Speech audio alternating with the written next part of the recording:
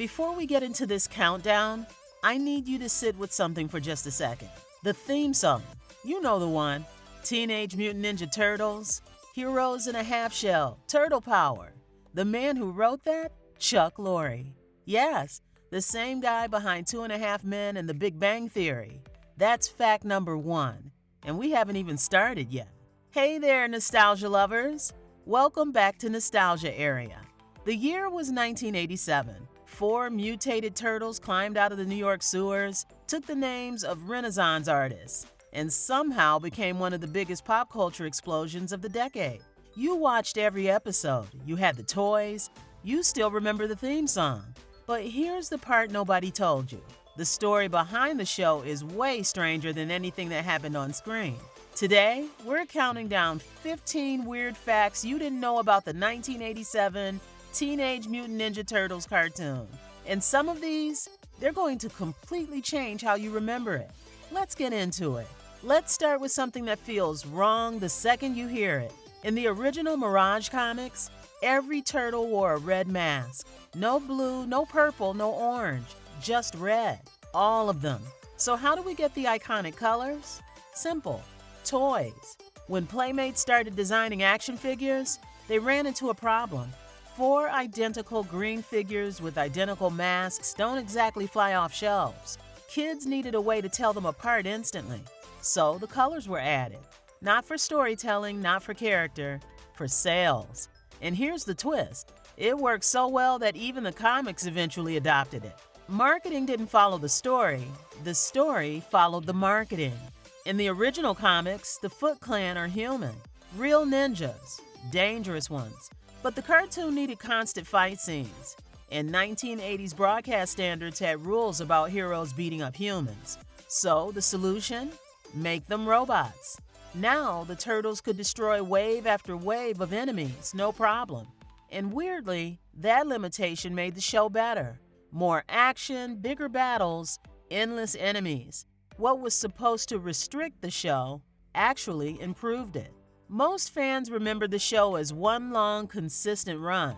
Technically, it had 193 episodes. But what a lot of people don't realize, the version you remember mostly ends at season 7.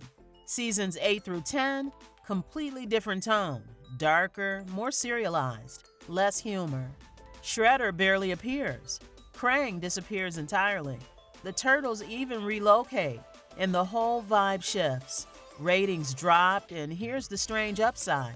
If you never watched those final seasons, you might have accidentally preserved the perfect version of TMNT in your memory. Here's something most people never connect.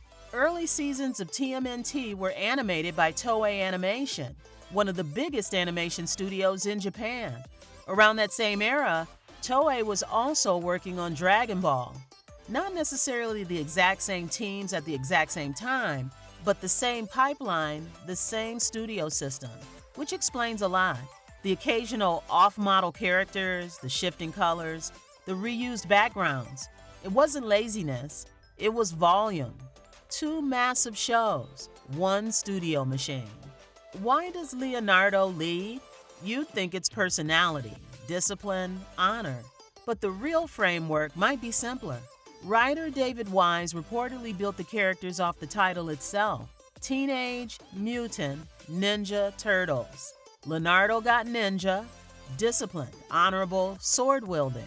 No, but one day we're gonna find him and force him to make our master human once more. Leadership follows naturally from the samurai tradition that word invokes in Western pop culture. Raph's defining emotion, rage and isolation, maps directly onto what mutant actually means. Michelangelo got teenage, fun, impulsive, snack-obsessed, chronically unable to take anything seriously. Are we going somewhere? Don't you remember that big compound that was under the ninjas' headquarters? That big technodrome thingamajig? Mikey is a teenager in a way none of the others are. Donatello got turtle, methodical, patient, scientific, withdrawn into his shell metaphorically. 4 words, 4 roles, a simple structure that created 4 completely distinct personalities. You've seen the Turtles fight Bebop and Rocksteady 100 times, But here's what you didn't hear. Donatello and Bebop, same voice actor. Barry Gordon. Leonardo and Rocksteady, same guy, Cam Clark. Which means during those fight scenes, they were arguing with themselves, threatening themselves, losing to themselves.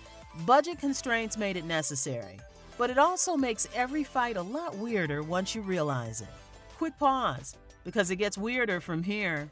If you're enjoying this, hit subscribe, because we haven't even hit the strangest ones yet. And trust me, the next few completely reframe the show. The voice of Shredder, the most iconic villain in the series, was James Avery. If that name doesn't click, think Uncle Phil from The Fresh Prince of Bel-Air, the distinguished, commanding, endlessly dignified father figure who grounded that entire sitcom. That is the same person who spent years voicing a ninja warlord bent on world domination. And he played both characters simultaneously during overlapping seasons. Uncle Phil and Shredder, stability and chaos. The same man, turning up every week in two completely different emotional universes. In the cartoon, April is a reporter. Camera crew, yellow jumpsuit, always on the scene.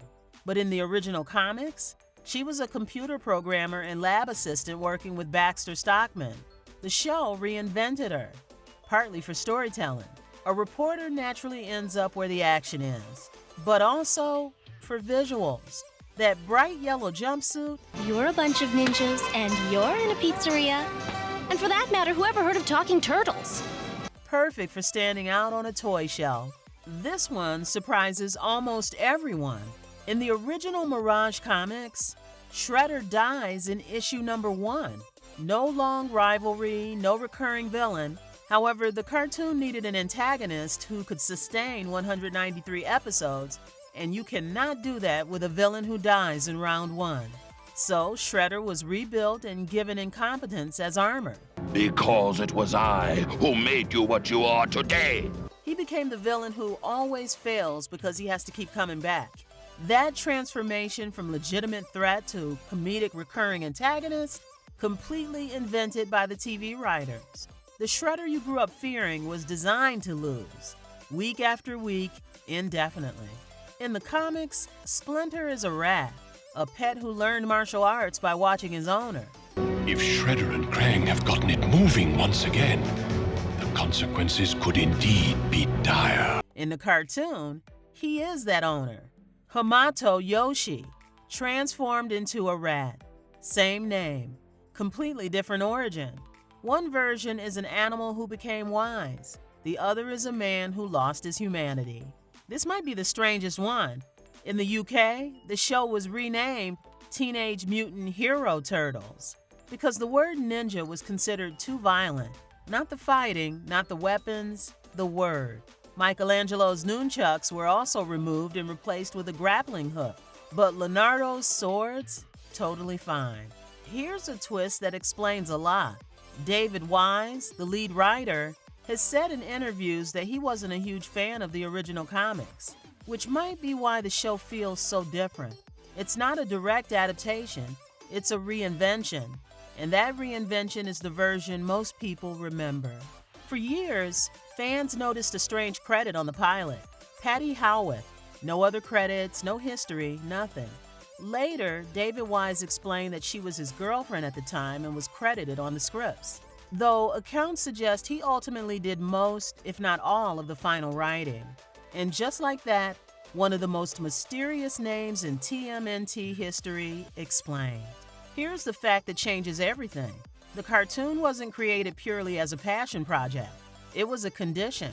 Playmates Toys wouldn't commit to making TMNT figures unless a show was already in production. Because in the 80s, cartoons were marketing engines. No show, no sales. So the show was made, and it worked better than anyone expected. And now we're back where we started. Chuck Lorre.